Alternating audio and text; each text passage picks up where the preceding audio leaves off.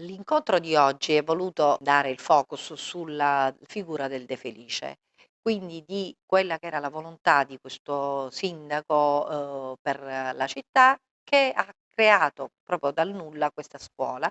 volendola inserire in un contesto di scuola dell'organizzazione, della gestione, del commercio, di tutti quegli aspetti che il De Felice considerava importanti per lo sviluppo di una società. Quindi la scuola alla base di tutto, quindi una scuola che vuole essere una scuola che, insegna a gestire, ad amministrare, ad organizzare, una scuola che insegna ad, lavorare sul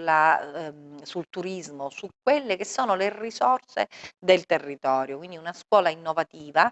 esattamente così come l'aveva disegnata, pensata il De Felice. Allora questa scuola dipendeva dalla Camera di Commercio, perché proprio voleva essere un aspetto importante, tecnico, applicativo di quelle che erano le idee innovative di allora, già dai tempi del De Felice, sull'idea del fare, dell'organizzazione, della gestione e anche del turismo, perché anche allora il De Felice considerava il turismo esattamente come i nostri indirizzi importantissimi per lo sviluppo di una società. Quindi la scuola, lo specchio di quello che poi la città vuole essere.